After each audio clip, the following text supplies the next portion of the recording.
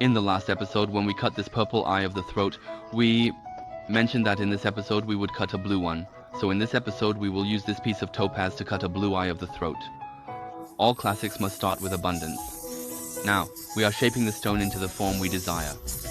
It's a quadrilateral like this, and then we use a polishing disc to polish the surface until it's shiny. As long as the center is polished and shiny, the edges are not needed. Then we simultaneously heat the adhesive and the stone to attach the stone to the adhesive stick. Then we mount it onto the banana hand. Now we start polishing the waist of the stone. We covered this shape in the previous episode, so if you want to see the detailed process, you can check that one. We'll keep it simple this time. Grind it into this eye shape and the waist is done. Now we are polishing the first layer of the shrub. The technique for this layer is similar to that of the waist.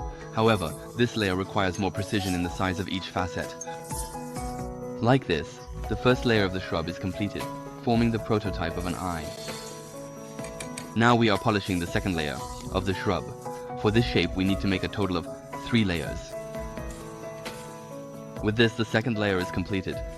There are many ways to cut the eye of the throat, and everyone has their own interpretation of it.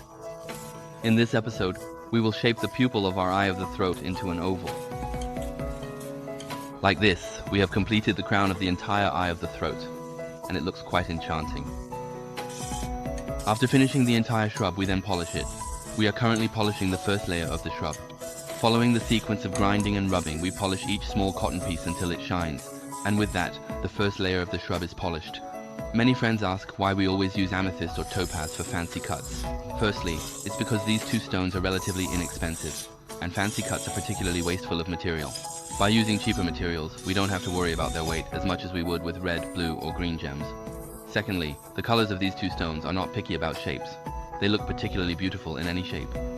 Additionally, these two types of stones are available in large, relatively clean raw materials, which are easier to find and are quite common. Now we are polishing the topmost layer of the shrub, completing the entire shrub. I left the facets of the shrub relatively large, initially planning to add frosted lines.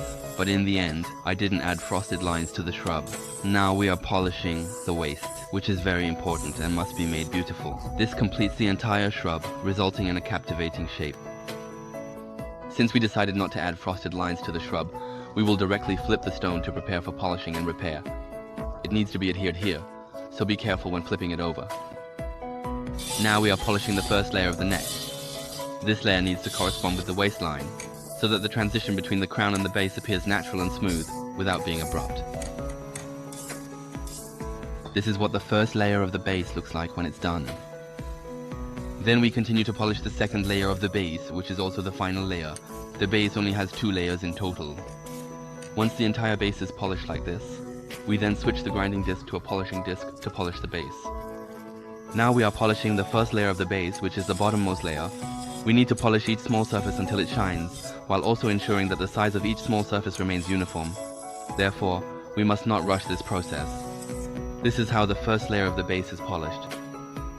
Next, we polish the second layer of the screen. This layer has a light transmitting function, so each small surface is quite delicate, and the polishing force on each surface should not be too strong. This completes the entire stone. Topaz in this color truly suits any shape.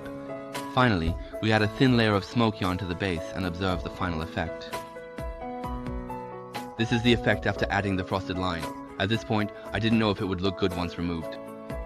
So, we melt it under a lighter to see the effect.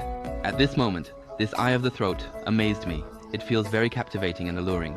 Making it into a ring or necklace would definitely be very stylish.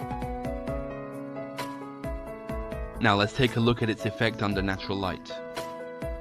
Isn't this just too beautiful? Some beauty is innate, like the enigmatic pyramids, like Cleopatra, like the eye of Cleopatra, like topaz, like you. Bye-bye.